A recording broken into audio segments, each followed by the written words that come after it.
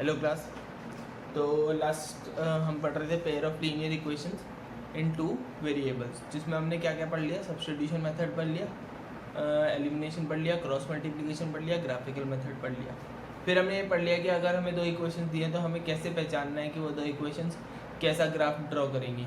वो एक intersecting lines का ग्राफ बनेगा, या फिर वो एक पैरेलल लाइंस का ग्राफ बनेगा, या फिर वो एक कोइंसिडेंट लाइंस का ग्राफ बनेगा। ठीक है, तो ये सब हो गया। इसके बाद हमने क्या निकाला, फिर हमने वो इक्वेशंस करी जहाँ पे हमें इक्वेशन में गिवन था कि यार ये ऐसी इक्वेशन था जो इनफाइनाइट पेनी सॉल्यूशन है, तो इसमें के की वैल्यू निकालो, या फिर नो सॉल्यूशन का केस देखा, या फिर यूनिक सॉल्यूशन का केस देखा हमने। ठीक है, उसके बाद इस चैप्टर में बस एक चीज़ और जो बचती है वो है वर्ड प्रॉब्लम्स। ठीक है, तो हम वर्ड प्रॉब्लम्स को डिस्कस कर रहे हैं। एक वर्ड प्रॉब्लम मैंने बोर्ड पे लिखी है, तो इसको करते हैं, फिर आगे इसी अकॉर्डिंग डिस्कस करेंगे। ठीक है, उसने बोला 4 चेयर्स एंड 3 टेबल्स कॉस्ट ₹2100। ठीक है, क्या कह रहा है, 4 चेयर, चार कुर्सी और 3 टेबल्स की जो मिलाकर कॉस्ट है वो ₹2100 है। कह रहा है and 5 chairs and 2 tables cost ₹1750। तो ये बताओ कि एक चेयर और एक टेबल की कॉस्ट सेपरेटली क्या होगी। तो सबसे पहले अगर आप इस क्वेश्चन में पढ़ें तो दो चीज़ों की बात हो रही है, एक हो रही है चेयर की और एक हो रही है टेबल की। ठीक है, तो चेयर और टेबल दो चीज़ों की सेलिंग हो रही है यहाँ पे इस पूरे क्वेश्चन में। तो अगर मैं देखूँ तो जब भी हम कोई चीज़ खरीदते हैं, सपोज करो हम चेयर खरीदने गए या टेबल खरीदने गए, तो सबसे पहले हम क्या करते हैं, हम सीधा बोल देते हैं भाई 5 चेयर और 3 टेबल दे दो। हम क्या करेंगे, सबसे पहले चेयर की प्राइस पूछेंगे, फिर हम उसकी टेबल की प्राइस पूछेंगे, और दोनों की प्राइस मिलाकर हमें देखेंगे कि वो हमारे बजट में फिट हो रहा है या नहीं हो रहा। इस क्वेश्चन में भी कुछ ऐसा ही करना है। ठीक है, अब इस क्वेश्चन में हमें ये तो बताया गया कि 4 चेयर और 3 टेबल की कॉस्ट क्या है, 5 चेयर और 2 टेबल्स की कॉस्ट क्या है, लेकिन हमें ये नहीं पता कि एक चेयर और एक टेबल की कॉस्ट क्या है। ठीक है, सबसे पहले जो चीज़ नहीं पता उसे हम क्या कर लेते हैं, लेट कर लेते हैं। तो करिए, तो let cost of 1 chair be rupees. तो एक चेयर की जो प्राइस है वो हमने कितने रुपए मान ली, x रुपीज मान ली, and cost of 1 table B rupees. एक चेयर की कॉस्ट x रुपीज मान ली हमने, और एक टेबल की कॉस्ट हमने y रुपीज मान ली। ठीक है, एग्जाम्पल ले लेते हैं एक साइड में। यहाँ पर हम कहते हैं एक हमारे पास आर्टिकल 1 है और एक हमारे पास आर्टिकल 2 है। तो आर्टिकल 1 मान लो 10 रुपीज़ का है और आर्टिकल 2 मान लो 5 रुपीज़ का है। तो मैंने आर्टिकल 1 2 खरीदे, तो पैसे कैसे निकालूंगा भाई, 2 आर्टिकल खरीदे तो 2 इंटू प्राइस ऑफ 1, तो यानी कि 2 इंटू 10। और वहीं अगर मैं दूसरे वाले की बात करूँ तो दूसरा आर्टिकल मैंने 3 खरीद लिए, तो 3 इंटू प्राइस ऑफ आर्टिकल 2। ठीक है, तो कितना हो गया, 20 प्लस 15 यानी कि 35 रुपीज़ मेरे टोटल मनी है। अब यहाँ पे एक चेयर की कॉस्ट क्या है, x रुपीज़। ठीक है, और मैंने कितनी चेयर्स परचेज करी, 4। तो 4 चेयर्स की प्राइस को कैसे निकालूंगा, 4 इंटू एक्स। 4 चेयर्स खरीदी और एक चेयर की प्राइस x रुपीज़ थी। वहीं फिर मैंने कितनी टेबल खरीदी, 3 टेबल खरीदी, और एक टेबल की प्राइस क्या है, y रुपीज़। तो प्राइस कैसे निकालूंगा, 3 इंटू y। फिर क्या करूंगा, मैं दोनों की प्राइस को ऐड कर दूंगा। क्या कर दूंगा, दोनों की प्राइस को ऐड कर दूंगा, तो मुझे क्या मिल जाएगा, इनकी टोटल कॉस्ट। तो यानी कितना मिला, 4x plus 3y equals to 2100। फिर अगला केस देखते हैं, मैंने कितनी चेयर्स परचेज करी इस बार, 5, और एक चेयर की प्राइस कितनी है, x। तो प्राइस कितनी हो गई टोटल, 5x। ठीक है, फिर मैंने कितनी टेबल्स खरीदी, 2। ठीक है, और एक टेबल की प्राइस कितनी है, y। तो 5x प्लस 2y किसके बराबर हो जाएगा, जो टोटल मनी मुझे मिल रही है 1750 रुपीज़। इसे मैं क्या बोल दूंगा, इक्वेशन नंबर 1। इसे मैं क्या बोल दूंगा, इक्वेशन नंबर 2। इन दोनों को मैं क्या कर सकता हूँ, साइमल्टेनियसली सॉल्व कर सकता हूँ। ठीक है, तो उसने बोला find the cost of a chair and a table separately. तो ये बताओ कि एक टेबल और एक चेयर की कॉस्ट क्या होगी। ठीक है, तो इक्वेशन 1 और इक्वेशन 2, अब दोनों इक्वेशंस को मुझे टेबल और चेयर की कॉस्ट निकालनी है, तो दोनों की चेयर कॉस्ट को कैसे निकालूंगा, दोनों की मुझे क्या करना पड़ेगा, सेपरेटली वो साइमल्टेनियसली सॉल्व करना पड़ेगा। सॉल्व करने का क्या तरीका होता है, सॉल्व करने का तरीका हमारे पास 3 है, elimination, cross multiplication, substitution, graphical method. ठीक है, तो हमारे पास 4 तरीके हैं जिससे हम इन इक्वेशंस को सॉल्व कर सकते हो। जनरली इस तरह की इक्वेशंस को सॉल्व करने के लिए हम या तो सब्स्टिट्यूशन मेथड यूज़ करेंगे या फिर एलिमिनेशन मेथड यूज़ करेंगे। मेरे ख्याल से वो काम आपको आता है, वो आप कर लोगे। ठीक है, तो बेसिकली यहाँ पर हम क्या सीखने वाले हैं कि नहीं, जो क्वेश्चन दिया होगा, जो भी वर्ड प्रॉब्लम दी होगी, उसमें हम फ्रेमिंग सीखेंगे। फ्रेमिंग मतलब कि हम इक्वेशन को क्वेश्चन को पढ़ के ये पता करेंगे कि 2 इक्वेशन हमें कैसे बनानी है, और उन 2 इक्वेशंस को सॉल्व करने का तरीका मैं ऑलरेडी सिखा चुका हूँ, इसीलिए मैंने पहले सॉल्यूशंस बताए थे, वर्ड प्रॉब्लम्स के लिए रुका हुआ था। ठीक है, इसको कॉपी करिए, अगला क्वेश्चन देखते हैं।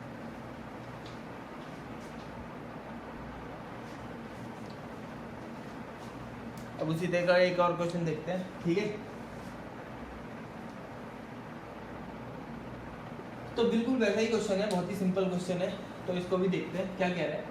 कह रहा है 37 pens and 53 pencils together cost ₹350। कह रहा है अगर मैं 37 पेन्स खरीदता हूँ और 53 पेंसिल्स खरीदता हूँ तो दोनों के मुझे कितने मिला के पैसे, दोनों के कितने रुपए देने पड़ेंगे, ₹350 देने पड़ेंगे। कह रहा है वाइल 53 पेन्स एंड 37 पेंसिल्स, और अगर मैं 53 पेन्स और 53 पेन्स और 37 पेंसिल्स खरीदता हूँ तो दोनों के मिला के मुझे ₹400 देने पड़ेंगे। तो उसने बोला find the cost of a pen and a pencil. ठीक है, तो एक पेन और एक पेंसिल की प्राइस निकालनी है, तो वही क्वेश्चन है। ठीक है, कि मुझे कलेक्टिव प्राइस तो पता है दोनों की केस में, दोनों की, लेकिन मुझे क्या नहीं पता, इंडिविजुअल प्राइस, यानी कि price of a pen and price of the pencil is not known to us. ठीक है, क्योंकि जो चीज़ नहीं पता उसे हम क्या कर लेते हैं, लेट कर लेते हैं। तो करिए, तो let price of a pen ₹, ₹b, x। Pen की जो प्राइस है उसे ₹x मान लेता हूँ, एंड प्राइस ऑफ अ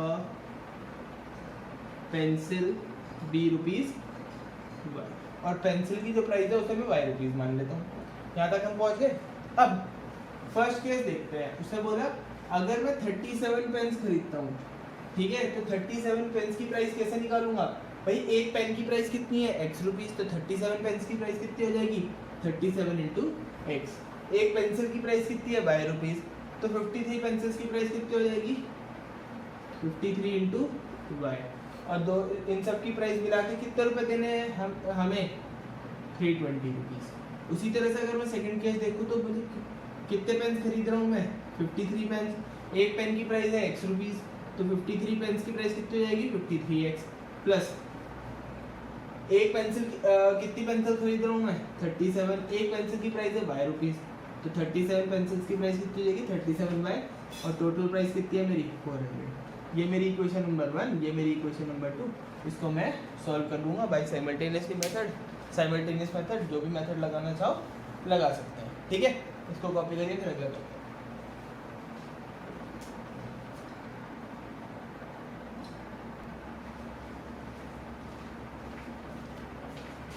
तो अब एक नेक्स्ट क्वेश्चन कुछ इसी तरह का है, तो देखते हैं क्या कह रहा है क्वेश्चन। उसमें बोला A and B each have a certain number of oranges, mangoes. ठीक है, कह रहे A और B दो लड़के हैं, दो व्यक्ति हैं, उनके पास क्या है, कुछ नंबर ऑफ मैंगोज, हमें नहीं पता किसके पास कितने हैं। ठीक है, तो अब A says to B, A ने B को कहा if you give me 30 of your mangoes, अगर तुम अपने मैंगोज में से 30 मैंगोज क्या करो, मुझको दे दो, I will have twice as many as left with you, तो आपके, तो मेरे पास जो है ना वो तुम्हारे वाले मैंगोज के 2 गुना मैंगोज हो जाएंगे। ठीक है, फिर बी ने कहा इफ यू गिव मी 10, यानी कि तुम अपने मैंगोज में से अगर 10 मैंगोज मुझे दे दो, I will have thrice as many as left with you, तो तुम्हारे पास जो बच्चे होंगे मेरे पास तुम्हारे वाले मैंगोज के 3 टाइम्स होंगे। तो ये बताओ कि हर एक के पास कितने मैंगोज थे। अच्छा, ये जो इन्होंने एक दूसरे से कही बात वो बाद में देखते हैं। सबसे पहले जो हम चीज़ देखना चाहते हैं, हमें नहीं पता कि ए के पास कितने मैंगोज हैं, हमें नहीं पता बी के पास कितने मैंगोज हैं, तो सबसे पहले तो क्या करेंगे, दोनों की वैल्यू को कंसीडर कर लेते हैं। तो let A have x mangoes, A के पास कितने मैंगोज मान लिए हमने x, and B have y mangoes. A के पास हमने मान लिया कि x मैंगोज है और बी के पास हमने मान लिया y मैंगोज है। ठीक है, दोनों के मैंगोज को कंसीडर कर लिया। अब केस 1 देखते हैं। ठीक है, केस 1 में बात चल रही है किस किस के बीच में, x के, a के और b के बीच में। अब a ने b को क्या कहा, a ने b को कहा if you give me 30 of your mangoes. मान लो b इसे 30 मैंगोज दे देता है, तो b अगर 30 मैंगोज दे देगा तो b के 30 मैंगोज कम हो जाएंगे और a के 30 मैंगोज ज्यादा हो जाएंगे। ठीक है, तो a ने b को कहा if you give me 30 of your mangoes I will have twice as many as left with you. तो मेरे पास जो मैंगोज होंगे ना, तुम्हारे वाले मैंगोज के ट्वाइस होंगे, यानी कि 2 गुना होंगे। अब इसमें हमें क्या करना पड़ेगा, किसी एक साइड पे 2 से मल्टीप्लाई करना पड़ेगा, लेकिन कौन सा साइड सही होगा, 2 यहाँ लगाना चाहिए, यहाँ लगाना चाहिए। ठीक है, अब उसने कहा कि a के मैंगोज b के मैंगोज के ट्वाइस हो गए, तो कईयों के दिमाग में ये आएगा कि 2 कहाँ लगना चाहिए, a वालों के साथ, और कईयों के दिमाग में आएगा कि 2 कहाँ लगना चाहिए, y वालों के साथ। अब इसका एक बहुत सिंपल सा एग्जांपल देता हूँ और आप खुद ही समझ जाओगे कि कहाँ पे 2 लगना चाहिए। मैंने कहा 6 इज ट्वाइस ऑफ 3। 6 क्या है, 3 का डबल है। ठीक है, क्योंकि 6 3 का ट्वाइस है, तो अगर मैं 6 को 2 से मल्टीप्लाई कर दूंगा तो ये तो क्या हो जाएगा, 4 टाइम्स हो जाएगा। क्या हो जाएगा इसका, 4 टाइम्स हो जाएगा। तो यानी कि अगर मुझे इक्वालिटी मेंटेन करनी है दोनों टर्म्स के बीच में, तो मुझे इस 2 को कहाँ मल्टीप्लाई करना चाहिए, 3 से। ठीक है, तो जो चीज़ कम होती है मल्टीप्लाई उस नंबर से करते हैं। ठीक है, अब वापस आते हैं। ठीक है, क्वेश्चन में कहा क्योंकि ए ने बी को कहा कि भाई मुझे अपने 30 मैंगोज दे दो, तो यानी कि सीधी सी बात है कि बी पे कम हो गए, एक पे ज़्यादा हो गए। ठीक है, अब उसने बोला, ए ने बोला कि if you give me 30 of your mangoes I will be twice as many as left with you. तो मेरे पास जो मैंगोज होंगे ना, तुम्हारे वाले मैंगोज के ट्वाइस होंगे। मतलब तो 2 किससे मल्टीप्लाई करना चाहिए, मुझे बी वाले की क्वांटिटी से, क्योंकि बी की क्वांटिटी कम हो चुकी है और बी की क्वांटिटी का ट्वाइस हो चुका है कौन, ए। ठीक है, अब इस इक्वेशन को सिंप्लीफाई करो, twice of y minus 60, 2y को उधर शिफ्ट करो, x प्लस x माइनस का प्लस का 2y उधर से इधर आएगा, माइनस का प्लस का 30 और माइनस का 60 इधर आएगा, तो प्लस का 60 इक्वल्स टू 0। तो ये मेरी कौन सी इक्वेशन हो गई, फर्स्ट इक्वेशन हो गई।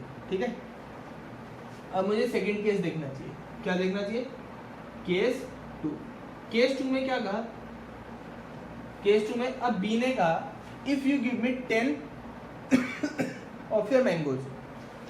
तो अगर ए इसे 10 मैंगोज दे देता है तो ए के पास तो कम होगा, बी के पास ज्यादा होगा। तो आगे पढ़ो, I will have thrice as many as left with you। तो इस बार बी कह रहा है कि अगर तू मुझे अपने 10 मैंगोज दे देगा ना, तो मेरे पास जो मैंगोज है वो तेरे वाले मैंगोज से 3 गुना हो जाएंगे। यानी कि इस बार कौन ज्यादा हो चुका है, किसकी क्वांटिटी ज्यादा हो गई, बी की। तो इस बार 3 किससे मल्टीप्लाई होगा, ए से। तो बस 3x minus 30 equals to y plus 10। Shift कर दो सबको, 3x minus y minus 30 minus 10 equals to 0, 3x minus y minus 40 equals to 0। ये मेरी सेकंड इक्वेशन हो जाएगी। साइमल्टेनियसली हम इसे सॉल्व कर सकते हैं। ठीक है, तो बेसिकली इस पूरे फॉर्मेट में अगर हमें कुछ सीखना है तो वो है framing of a linear equation, यानी कि गिवन इक्वेशन से हमें कैसे फ्रेम करना है वो हमें आना चाहिए। उसके बाद का काम तो आसानी होता है, क्योंकि सॉल्विंग पार्ट तो मेरे ख्याल से अब सबने ही सीख लिया। अगर आपने इससे पहले का असाइनमेंट सॉल्व किया तो आप ये आराम से कर लोगे। ठीक है, सॉल्विंग तो कोई भी कर लेगा, सॉल्व इन इक्वेशंस को सॉल्व करना कोई बहुत बड़ी बात नहीं है। सिर्फ अब बड़ी बात है इन इक्वेशंस को फ्रेम करना। तो एक बार और देखते हैं इस क्वेश्चन को। ठीक है, तो दोबारा से उसने बोला A and B have a certain number of oranges और मैंगोज। ठीक है, ए और बी के पास क्या है, कुछ नंबर ऑफ मैंगोज है। अब क्योंकि इस क्वेश्चन में कहीं मेंशन नहीं किया कि ए के पास कितने मैंगोज है और बी के पास कितने मैंगोज हैं, तो हम उसे कंसीडर कर लेंगे। तो हमने मान लिया कि ए के पास एक्स मैंगोज है और बी के पास वाई मैंगोज है। ठीक है, अब यहाँ पे 2 सर्टेन सिचुएशन दिए, एक बार ए बी को कुछ कह रहा है, एक बार बी ए को कुछ कह रहा है। तो एक बार सबसे पहले ए ने बी को कहा कि अगर तू मुझे अपने मैंगोज में से 30 मैंगोज मुझे दे देगा, if you give me 30 of your mangoes I will have twice as many as left with you. ठीक है, तो ए ने बी को कहा था कि अगर तू मुझे 30 मैंगोज दे देगा, तो सबसे पहले जब ए को देगा तो बी के पास कम हो जाएंगे और ए के पास ज़्यादा हो जाएंगे। तो ए के मैंगोज जो है, ए की जो क्वांटिटी है वो बी के ट्वाइस के बराबर हो जाएगी। तो 2 से मल्टीप्लाई करूँगा तो इक्वालिटी मेंटेन हो जाएगी। इन रिप्लाई बी ने कहा कि अगर मैं तुझे 30 मैंगोज ना देके तू मुझे अपने 10 मैंगोज मुझे दे देगा, तो इस केस में ए के पास कम हो जाएगा, बी के पास ज़्यादा हो जाएगा। कम का मतलब ये नहीं कह सकता कि मैं x minus 10 is smaller than y minus 10, y plus 10, मतलब ए की जो क्वांटिटी है वो पहले से कम हो जाएगी, यानी कि x माइनस 10 और y प्लस 10। तो उसने बोला कि बी ने कहा कि मेरे पास जो मैंगोज है वो तेरे वाले के थ्राइस के बराबर हो जाएंगे। तो और इक्वालिटी मेंटेन करने के लिए जो क्वांटिटी छोटी होती है उससे हम 3 को मल्टीप्लाई कर देंगे, फिर इक्वेशन बन जाएगी, सॉल्व हो जाएगा। ठीक है, इसको कॉपी करिए, फिर एक और करते हैं।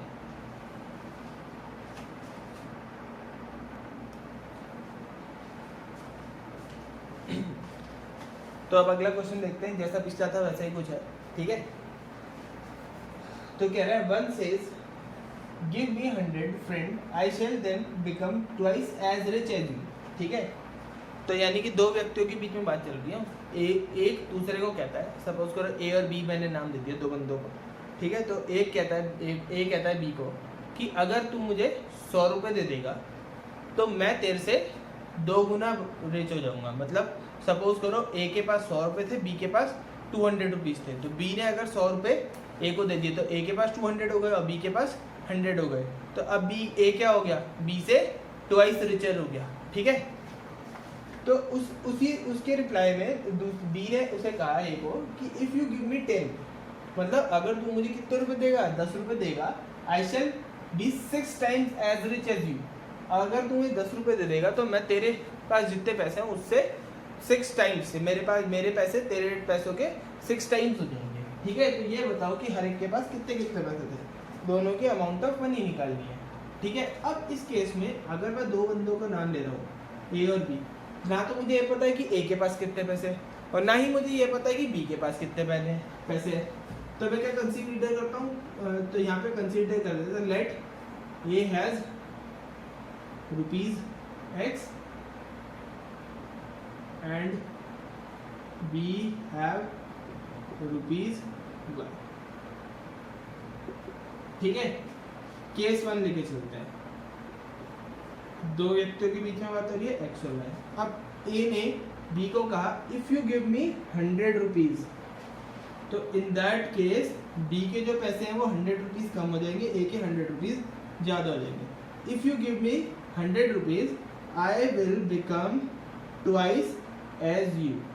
तो मतलब तुम जितने रिच, तुम जितने अमीर, तुम्हारे पास जितने पैसे हैं उसके ट्वाइस मनी मेरे पास हो जाएगी। ठीक है, और जब भी जो क्वांटिटी कम होती है, क्योंकि ये ए की बात विद रिस्पेक्ट टू बी हो रही है, मतलब ए के पास ज़्यादा पैसे हैं, बी के पास कम है, और ए के पास जो पैसे हैं वो बी के ट्वाइस के बराबर है। तो 2 को किससे मल्टीप्लाई करेंगे, बी की अमाउंट से। करो 200, यहाँ तक पहुँच गए, फिर शिफ्टिंग करो, 2y इधर आएगा तो माइनस का, प्लस का 100 और 200 इधर आएगा तो प्लस का 200 इक्वल्स टू 0। तो फाइनली इक्वेशन क्या बन जाएगी, x minus 2y minus 300 equals to 0। अब केस 2 देखता हूँ, केस 2 में कह रहा है फिर से x और y, a और b के बीच की बात है। अब a ने, इस बार b ने a को कहा कि if you give me 10 rupees, यानी कि अगर तू मुझे 10 रुपीज़ देगा तो a के पास तो कम हो जाएंगे, जितने हैं उससे कम हो जाएगा, और b के पास जितने हैं उससे ज़्यादा हो जाएंगे। ठीक है, तो if you give me 10 rupees I will become 6 times of your money. तो आपके पास, तेरे पास जितने पैसे उसके मनी के 6 टाइम्स के बराबर हो जाएगा। मतलब b के पास सपोज करो y प्लस 10 है, तो अगर इसके पास, सपोज एग्जाम्पल कह रहा हूँ, इसके पास 10 रुपीज़ है और इसके पास 60 है, तो क्लियरली 60 इज 6 टाइम्स ऑफ 10। तो यही यहाँ पर कहना चाह रहा है कि अगर तू मुझे 10 रुपये दे देगा तो मेरे पास जो पैसे हैं वो तेरे पैसों के 6 टाइम्स के बराबर हो जाएंगे।